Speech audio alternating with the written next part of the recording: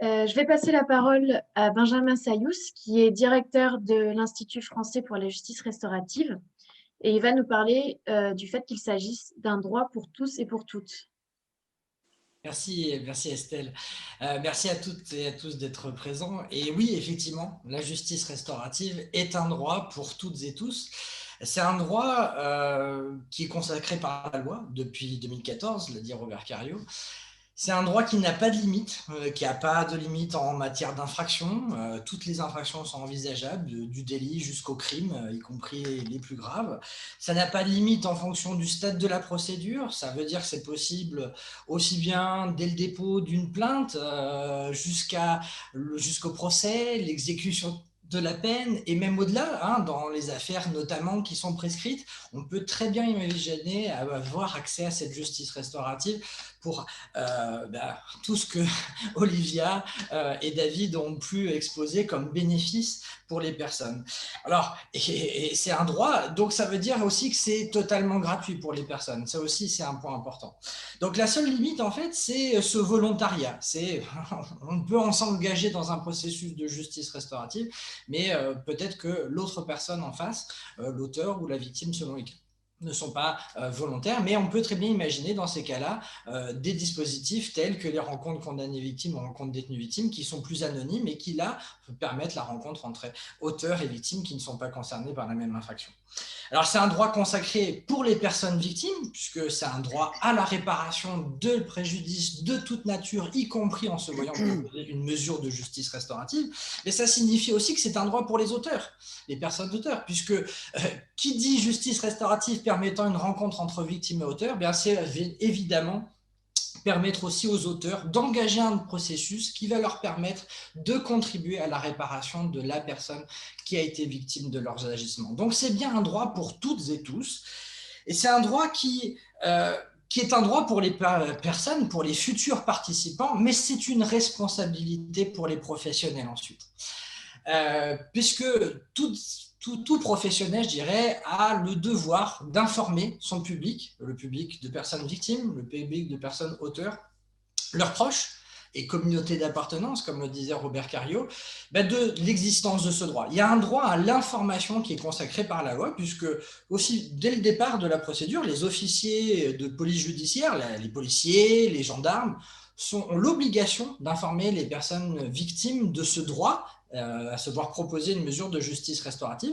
Puis je dirais, tout à la fin de la procédure, lorsqu'il s'agit de l'exécution de la peine, bien, les autorités judiciaires doivent pouvoir être garantes de l'effectivité de ce droit à réparation, y compris en se voyant proposer une mesure de justice restaurative. Donc vraiment, ce droit, il est du tout début de la procédure jusqu'à sa fin, et même au-delà, je dirais. Alors, comment ce droit peut-il être exercé? Parce qu'après, maintenant, c'est encore faut-il, et c'est bien de reconnaître un droit, mais encore faut-il qu'il soit effectif. Et là, bien, il faut se dire que, de manière générale, depuis 2014, bien, il y a énormément de gens, de professionnels, de services qui sont mobilisés pour rendre possible cette effectivité de ce droit. D'abord, les personnes victimes peuvent s'adresser, comme l'a dit Olivia, aux associations d'aide aux victimes, du réseau France Victimes. De nombreuses associations proposent aux personnes victimes qu'elles accompagnent au quotidien d'accéder à un programme de justice restaurative auquel elles participent directement en tant qu'animateurs de ces mesures ou tout simplement en orientant ces personnes vers les personnes appropriées. C'est le cas aussi dans le secteur socio-judiciaire.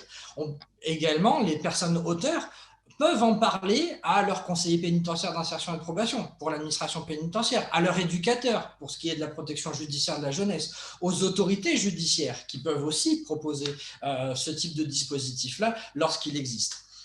Évidemment, l'IFJR aussi, vous pouvez également nous contacter via notre site internet ou via notre permanence téléphonique, de manière à ce que nous puissions vous orienter vers les programmes qui se situent les plus proches de chez vous.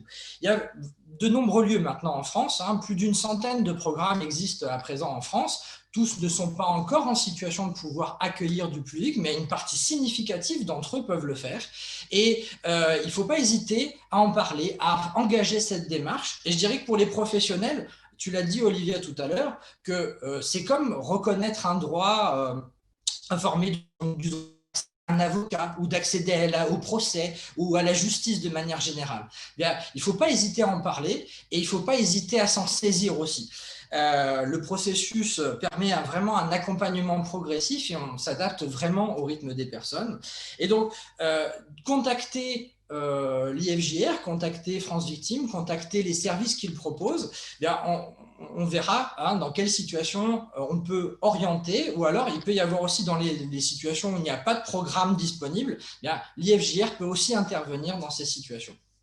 Donc vraiment, pour vraiment conclure autour de ce droit d'accès à la justice restaurative, je dirais que des événements comme ce que l'on fait aujourd'hui et la présence de tous ces participants, peut-être que parmi vous, il y en a un certain nombre de professionnels, je dirais rappelez-vous cette idée que si la justice restaurative est un droit, c'est une responsabilité pour les professionnels. Parlez-en au public que vous accompagnez de manière à ce qu'ils puissent intégrer ce dispositif. Et pour les personnes, peut-être qu'il y a des personnes victimes, peut-être qu'il y a des personnes auteurs, peut-être des personnes proches, bien là, n'hésitez pas à vous en saisir.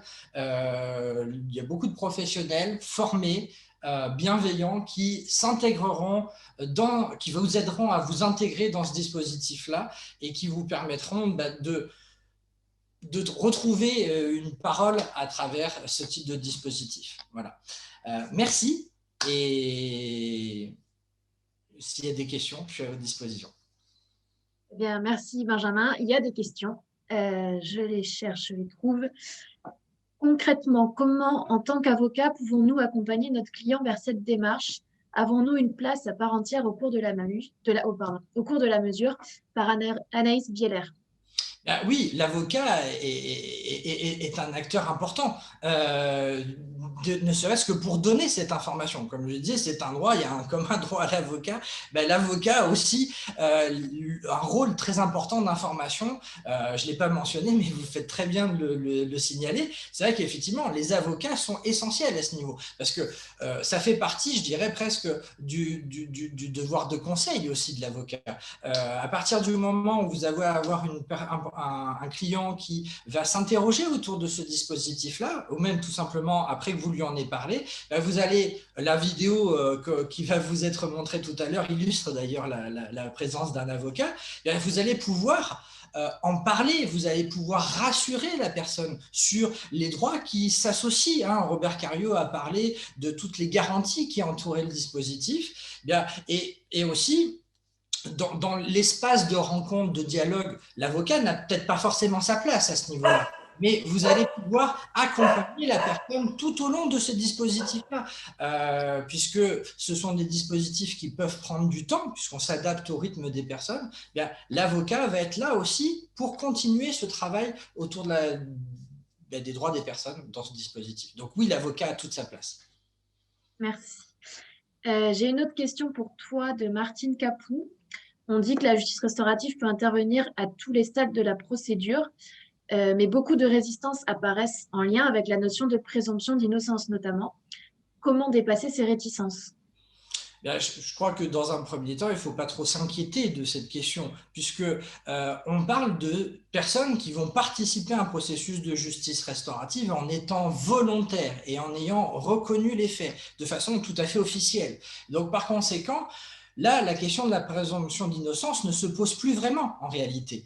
Bien sûr, dans le cadre d'une procédure pénale, la présomption d'innocence demeure, mais dans un processus de justice restaurative où il n'y a pas d'enjeu de condamnation, de jugement, ou même dans la mesure où l'ensemble du dispositif est totalement confidentiel, n'a pas forcément vocation à influencer le cours de la procédure pénale, il n'y a pas raison de se préoccuper d'une quelconque présomption d'innocence dans ce dispositif, puisqu'encore une fois, les personnes reconnaissent les faits, sont volontaires dans le dispositif, et l'enjeu n'est pas là. L'enjeu, il est de pouvoir se parler, de pouvoir dialoguer, et en aucun cas de débattre de faits juridiques ou de preuves.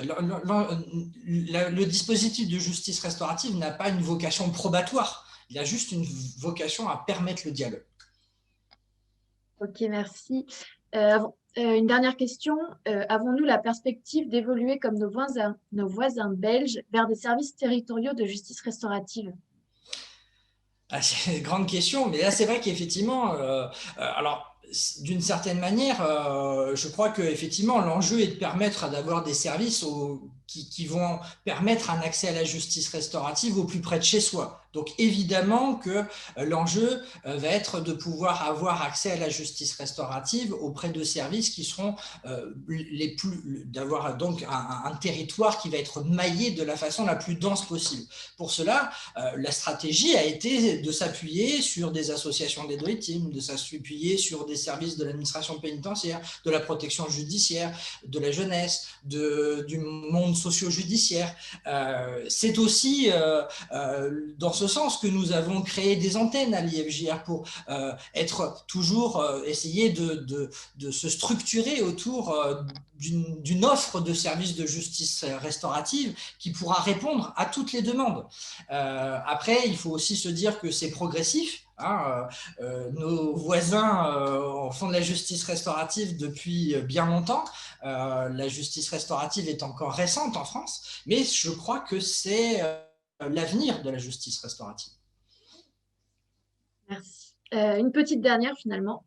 Si la plainte est classée, la victime, entre guillemets, peut-elle tout de même demander à rencontrer un auteur? Bien sûr, comme je le disais tout à l'heure, c'est possible dans le cadre d'une procédure pénale, mais aussi lorsque cette procédure pénale n'a pas pu aboutir pour X ou Y raison. Donc c'est le cas parce que la plainte peut être classée sans suite, peut-être parce que les faits sont prescrits ou parce qu'il y a une amnistie ou quelle que soit la raison, c'est comme s'il y avait un non-lieu en instruction ou que la procédure n'a pas pu aboutir. Dans ces cas-là, évidemment que le recours à la justice restaurative est possible à partir du moment où les garanties que nous avons vues précédemment sont réunies. Reconnaissance des faits, volontariat, etc. Mais oui, dans ces cas-là, bien sûr, c'est possible. Et la circulaire de 2007 auquel faisait référence Robert Cario, d'ailleurs, le prévoit.